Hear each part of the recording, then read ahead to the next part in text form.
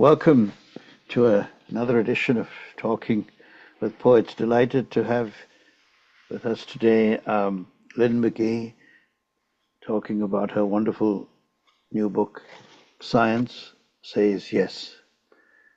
And very pleased to have also with us Lisa Sideris, who is a humanities scholar, the focus on science, and teaches at the University of California at Santa Barbara. And so welcome, Lynn. Welcome, Lisa. I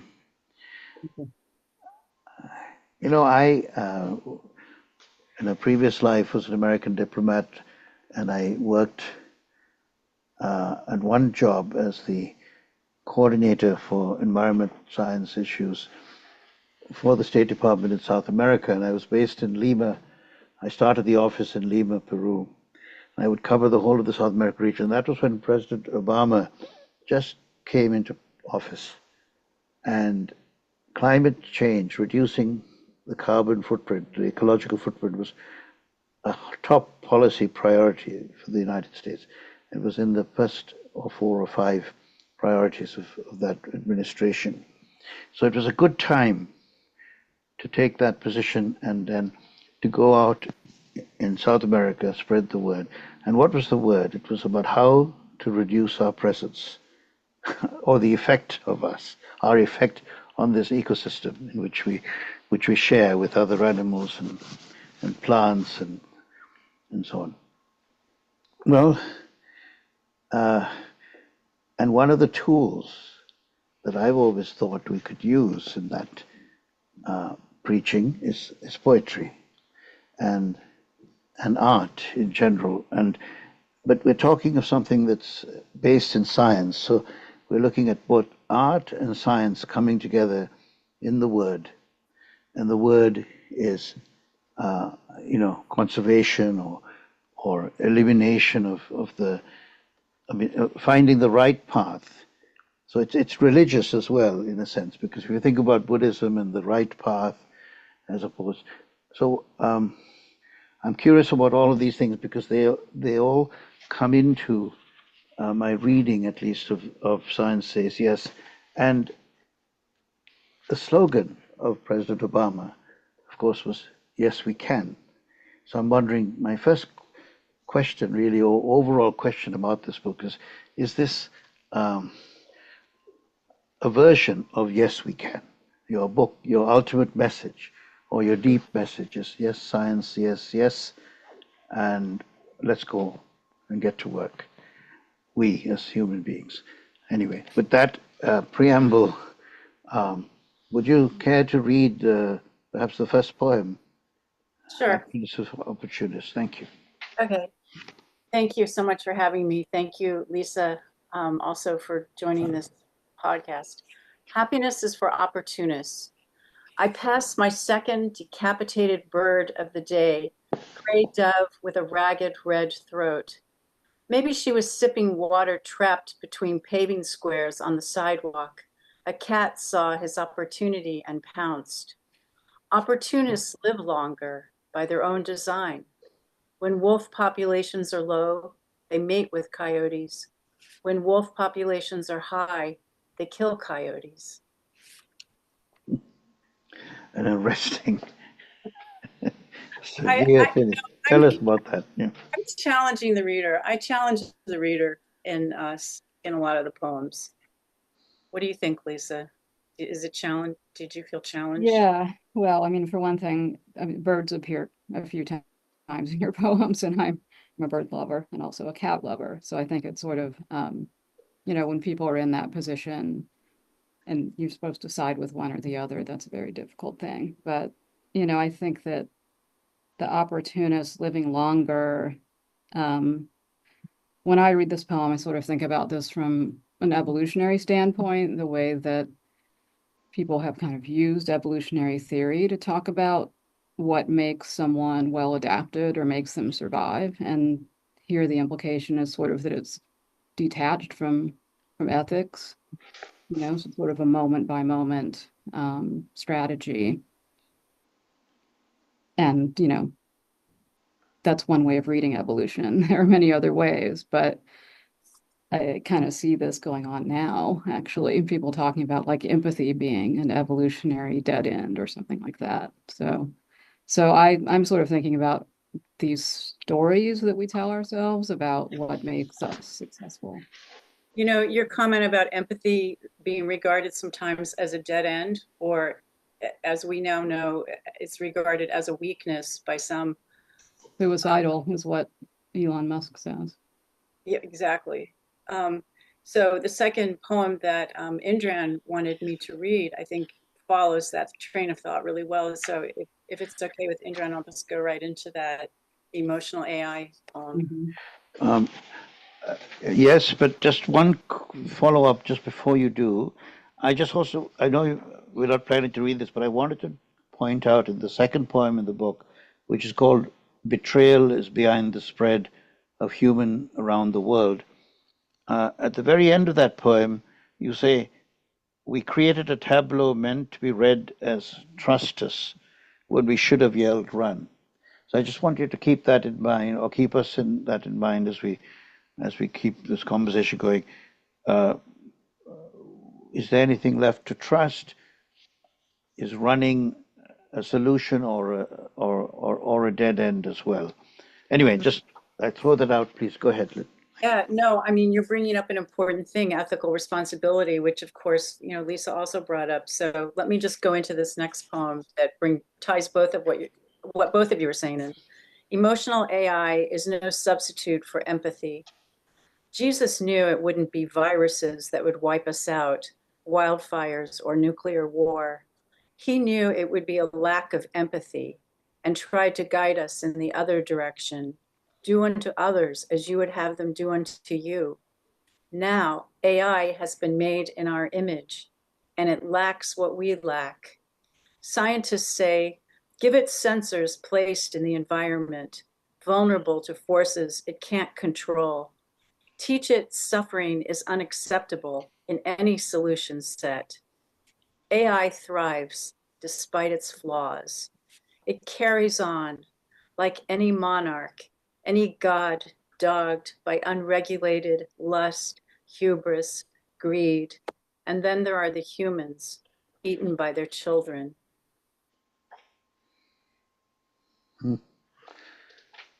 Again, a very arresting finish. Kronos, right? I think Kronos was the It's a god. similar ending, actually. There's also poems about why we love animals and also eat them at the same time. But Right, right. yes, this one especially, I just happened to read something in, I think it was in Rolling Stone, a recent article about how people are getting drawn into AI in all of these ways, not only in like therapeutic conversations, but as a kind of spiritual guide, and it can sort of go either way. And one way is that, excuse me, that people they're interacting with the AI as if it's a deity or something that's giving them spiritual guidance. And the other is that that the AI is engaging with the person as if they're a god or something, as if they have some sort of, so there's sort of this sycophantic thing going on where AI is responding to the person, encouraging them in like delusions and, thinking that whatever they're imagining is real. So it's incredibly dangerous.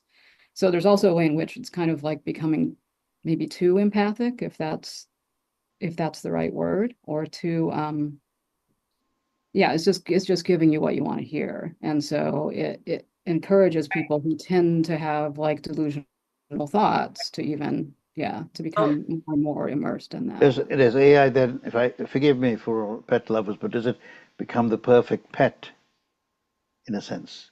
Except I think something much more dangerous Hmm. than that. So it's sort of both too close to us and something alien at the same time. I will say my faltering experience with AI, I wonder if as a translator, I've taken a poem I've written in English and translated it into French or Spanish, let's say.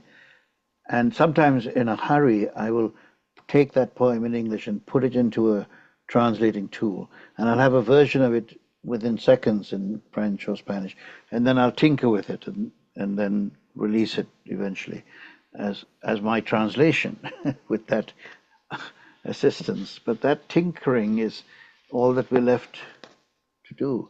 And when will the tinkering itself not be necessary?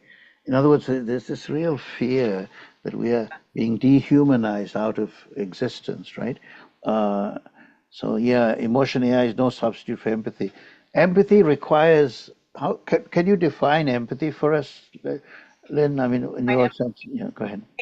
Well, off the top of my head, I would say that empathy is when you're able to feel what another person or another living creature is experiencing and feeling, that you have insight into their emotional state and into their sense of existence. You know, I think the fear with AI is that it's a mirror. Right. And, you know, no offense to my species, but really, do we want something that powerful to mirror humans? You Mhm. know, like really, look at Mhm. the harm we've done, look at the damage we've created. You know, it's like, so, you know, there's all kinds of things can go wrong. And that's kind of the point of the poem. Um, Yeah. Yeah, is so that it recreates our flaws, but then but it also sort of exaggerates them even in a way. The way that like this AI is encouraging people to think their their strangest thoughts about the reality that they exist in. So right? Right. I mean, AI is doing things like I turn on my phone and I see a video of uh, Dorothy in The Wizard of Oz with the head of Arnold Schwarzenegger singing, you know, singing in the field, you know. So I don't know. I don't know. I don't know where I'm going with that. I'm just yeah, saying. and I'm, you know, I'm grading papers that students are clearly not writing. Mhm. Uh, you know, you can sort of detect the AI voice, and you know that this is not. I mean, part of it might be your student in there, but you know that part of it is not. So there's this kind of we have this sort of alien thing that's invaded everything that we do now. Right. So how do you stop that alien, that virus inside the student's paper? Do you go to each individual student and say, did you really write this, or was this, or do you It's, just I turn mean, it? it's a conversation that everyone that I know who teaches is having. I mean, what a lot of people are doing is just trying to work around it by making students write in class on paper by hand, which is something that is really hard for them. They're not used to doing it. They're not used to writing by hand, for Mhm. one thing, but they're used to the crutch of being able to always look something up. So we're kind of getting more primitive, I guess, in our, going back to, old school ways of doing Right. things. It's like what you're saying is the less technology that we use, the more authentically ourselves we are, the more authentic those papers are.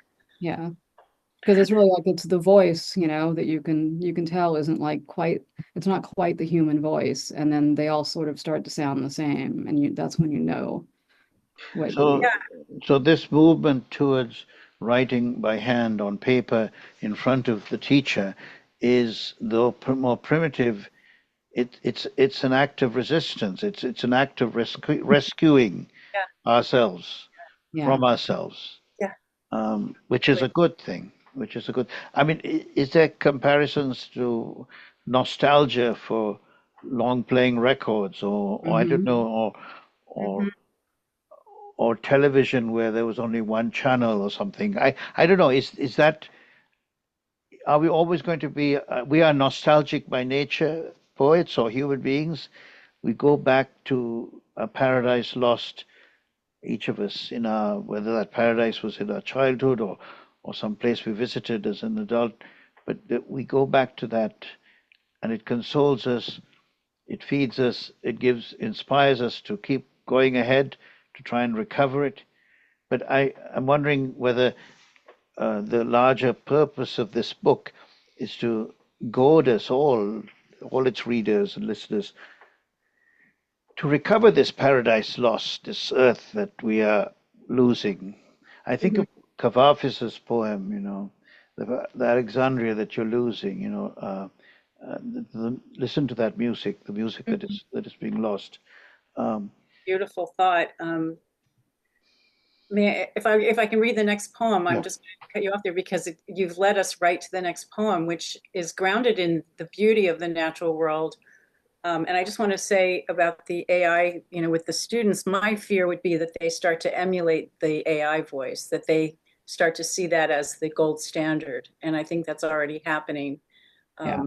So Well, anyway, and for them, it's not nostalgia necessarily to that's write, true. that's because it's That's almost like true. it's like a foreign land rather than. Right. Okay. Bioluminescence can be ours. When the shark looks up, he sees stars. Taurus gores the night sky. Ursus ambles toward morning. A squid glides past, legs trailing in the cold sea, underside lit with radiant bacteria, the predators below confused for constellations rippling across the sky. Humans know better. We scrape microbes from the luminous bellies of cephalopods, harvest a gel that lights a street. We fill a syringe, inject leaves with the sparkling genetic dust of eels, and birds veer from a park's fabricated glow. We clap on fireflies and trap them flaming in jars, and sometimes, in our haste, snuff out the life, but not the light, of insects whose green neon smears up to our elbows. Even as children, we seize what shines. I really love this one. Yeah. Go ahead, Lisa. Well, first of all, it's so vivid, so evocative, the constellations and, what the idea that these creatures are looking up and seeing this other creature that looks like the night sky.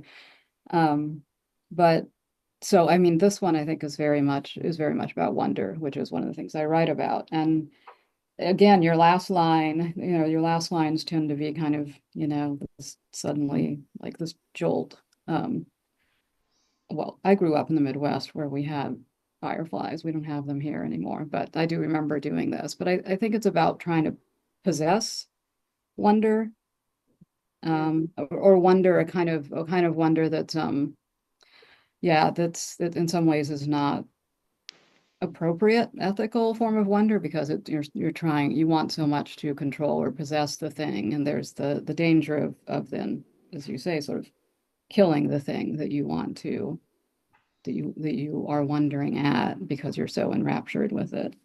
Yeah, I mean, I think wonder can mask we might have good intentions and that might be encapsulated in our wonder, but sometimes even good intentions can extinguish a species.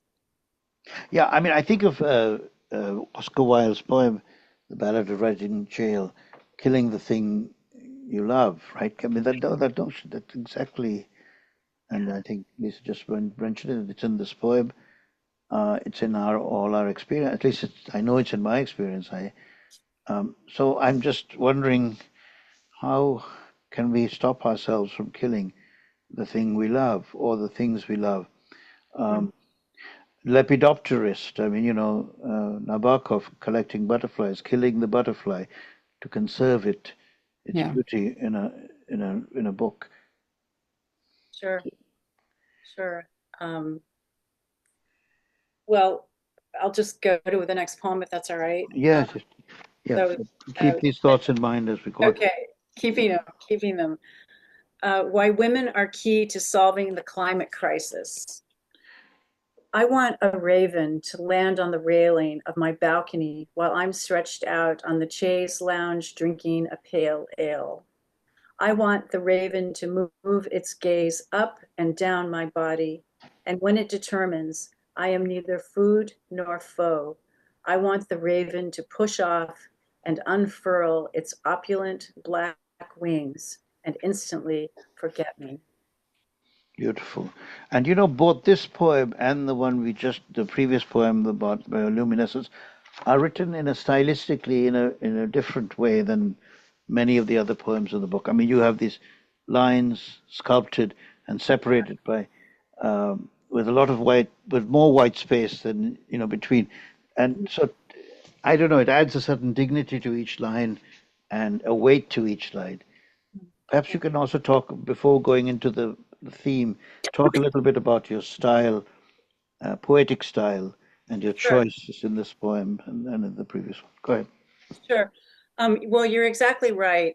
There are a couple of poems in the book that are double spaced, and I deliberately want the reader to be in the state of mind that I'm in when I envision myself in that experience of wanting the raven to discover me and then forget me.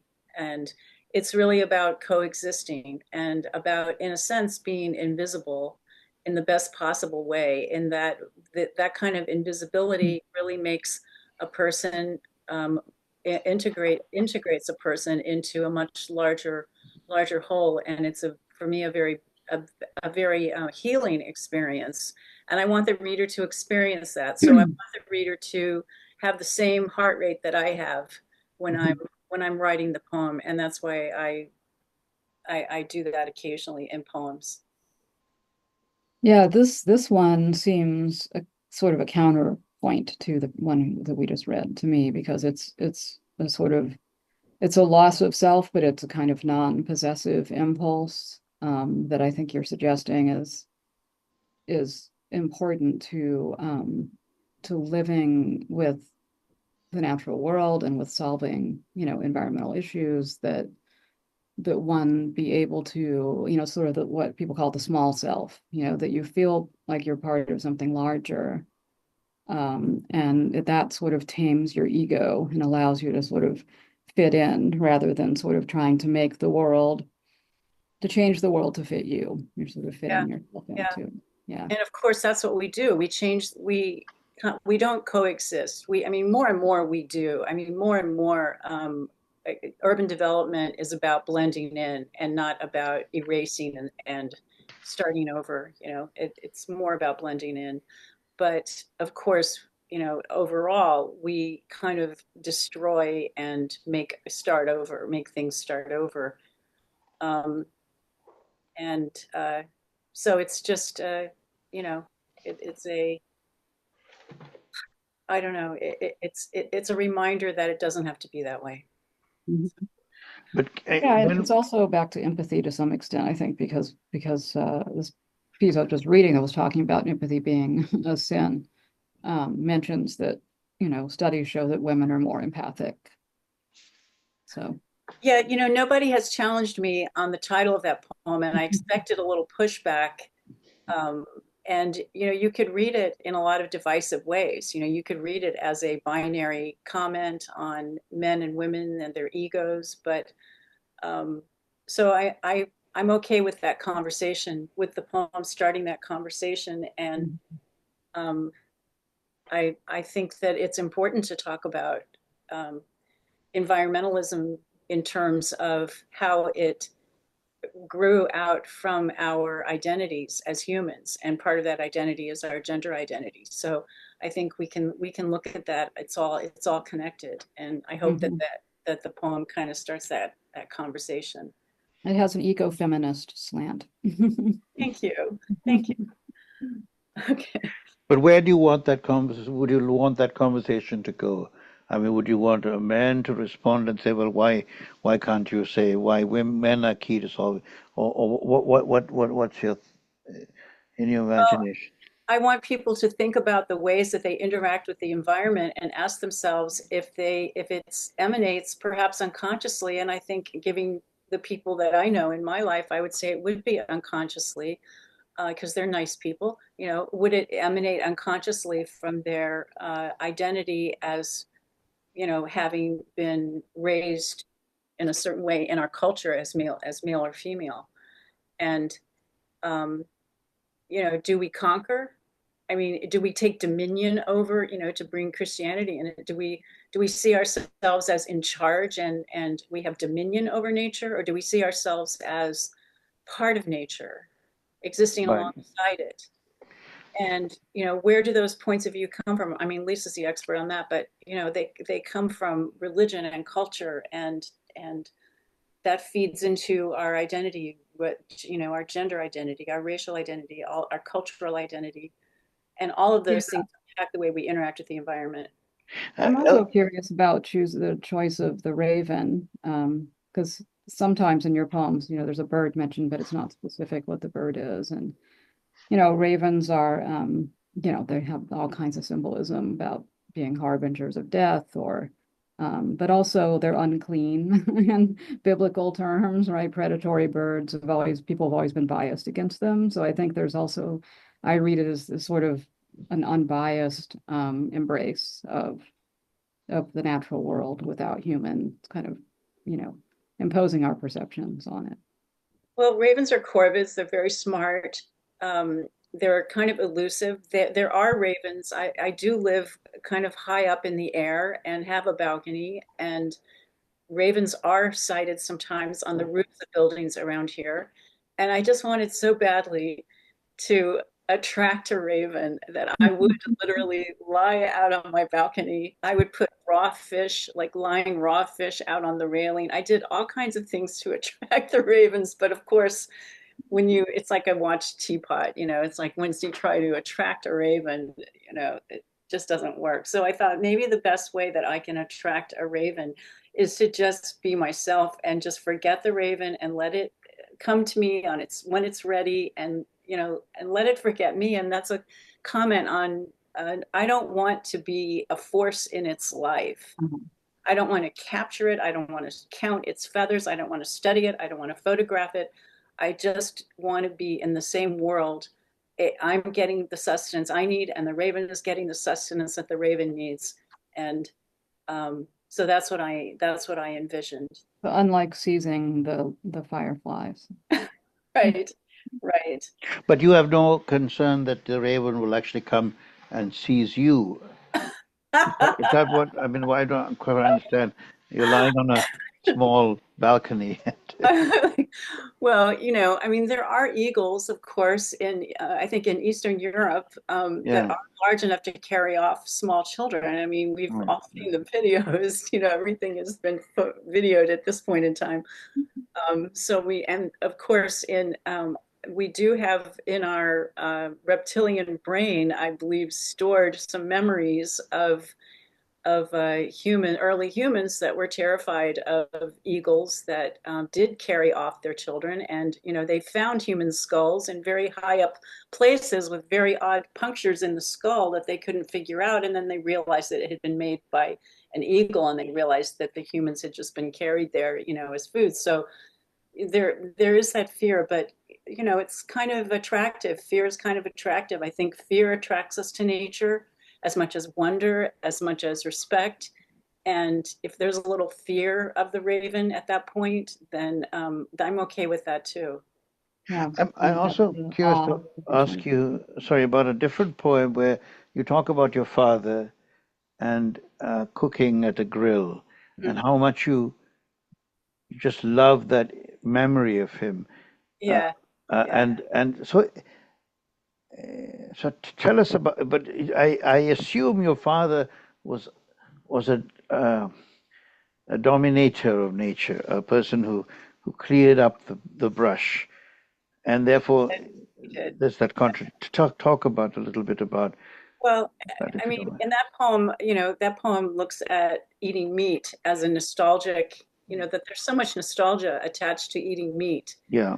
that I'm a vegetarian. I mean, I think I like to say I was raised by Texans. I didn't grow up in Texas, but I was raised by Texans. It was harder to tell my parents I was a vegetarian than I was a lesbian, so. But in that poem, it's like, yeah, I have very tender memories of him grilling, standing at the grill.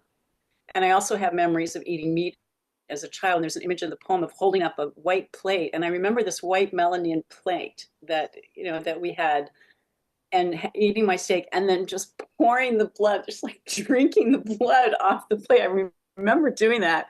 I just like, as a child, I mean, I'm sure my cells were multiplying at such a fast rate, and I was growing, and, my body was just, gimme, gimme, gimme, give me that protein, so that it kind of brings that up.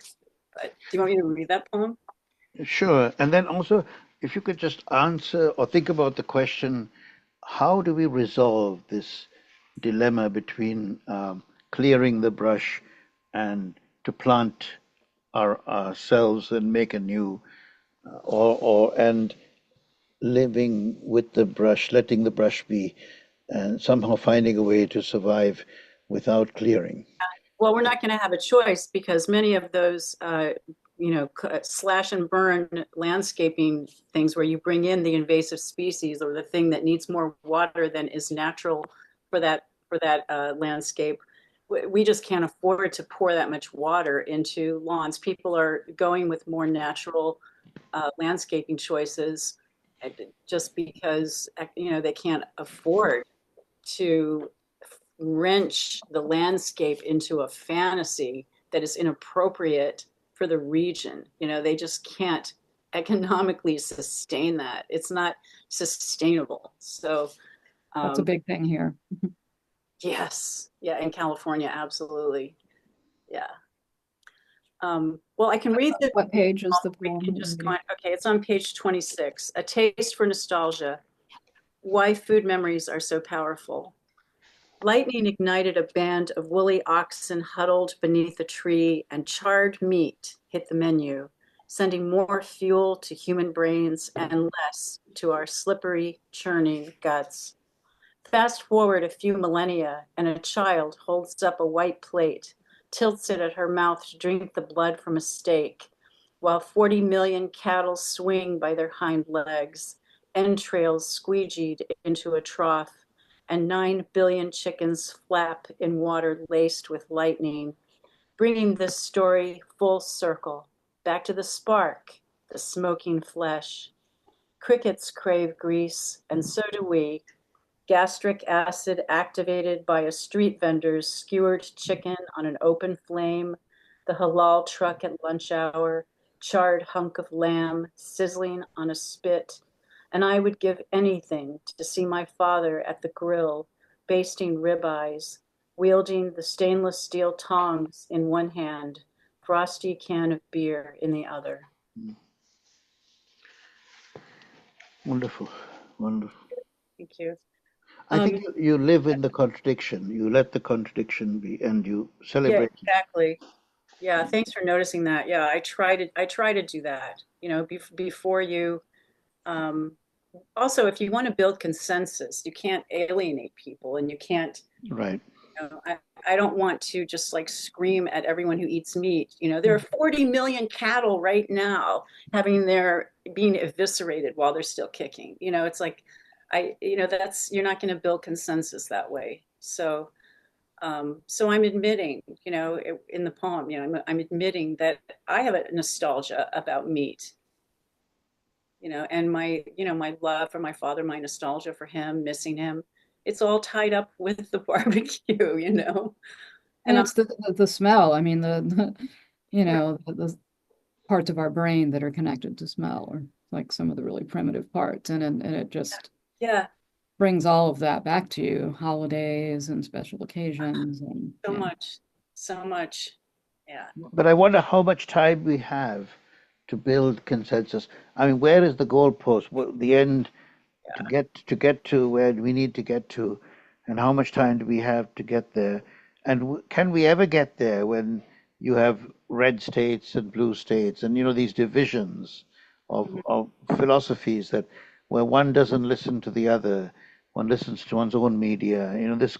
I'm talking about the United States right now, but I mean, I Right. wonder if this is applicable in other countries as well, whether they're so it's a big challenge, and how can poetry help uh, break down the barriers between these contrary states? Blake wrote the contrary states of the human soul, the songs of innocence, songs of experience. But these contrary states, these warring states, Mm-hmm. how can poetry? Perhaps we can move there and move towards a wonderful conversation which we don't want to end, but we'll move towards a closure. Perhaps you can respond to that question, then we can go towards the final poems in the book. Go ahead. Well, all I can say is I hope that poetry makes people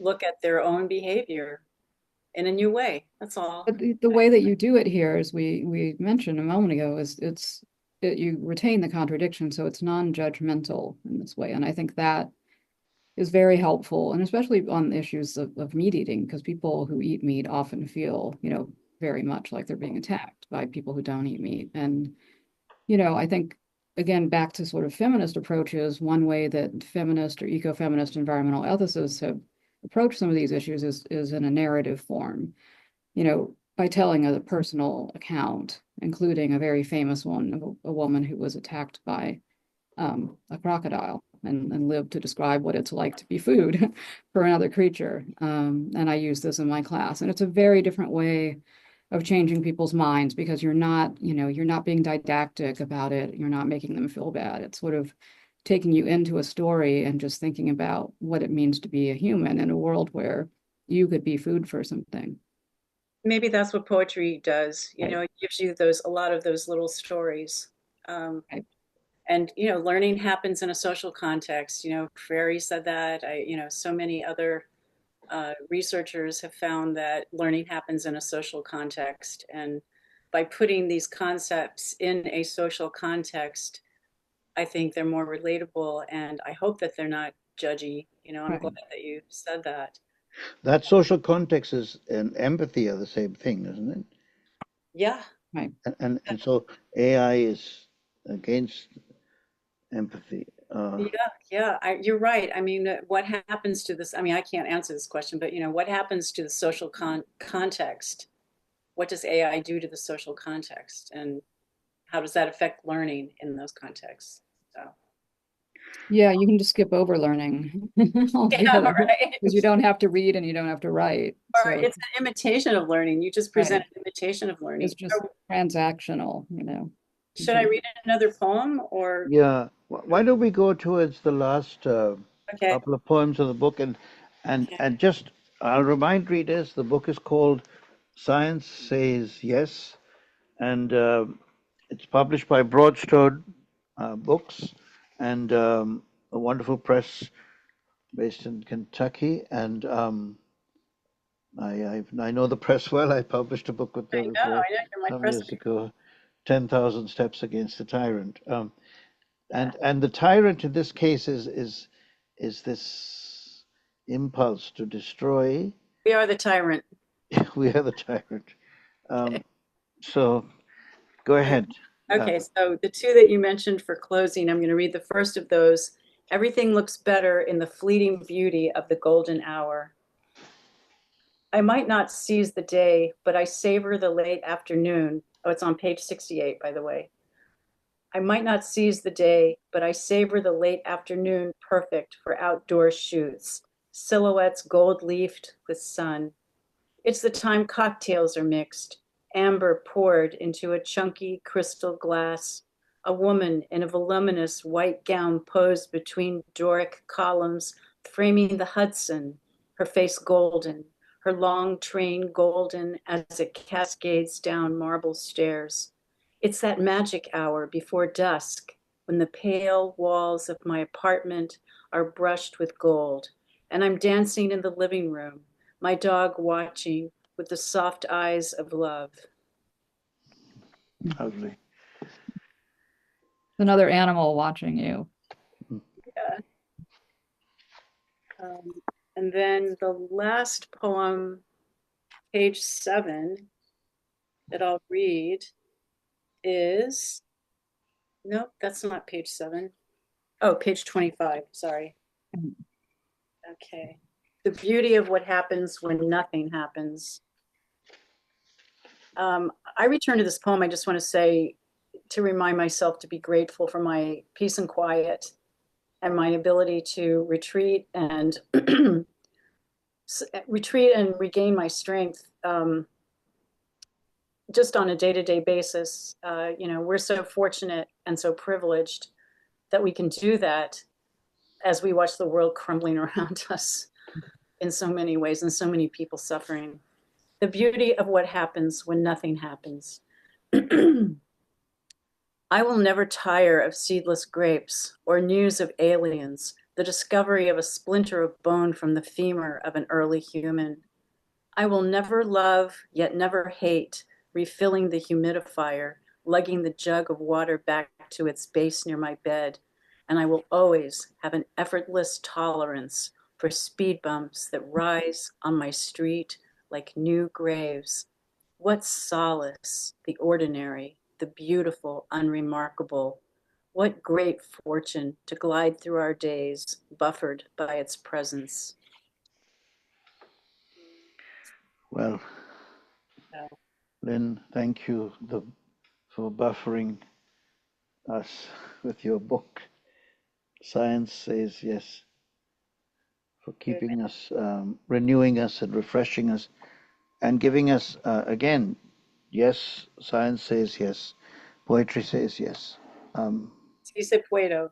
Yes, we can. Sí se puede. And thank you, Lisa Sideris, Thank you. for all your Thank you. insight. Thank you for letting me not only read but comment on your book. Lisa wrote the jacket blurb, one of the jacket blurbs on my book, and Which actually mentions seedless grapes. I know. Stu, Oh, hello?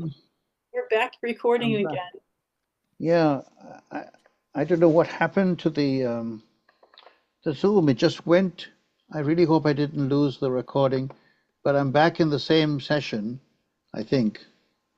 So, Are you okay? uh, So you let, just paused it. yeah, let me stop recording now.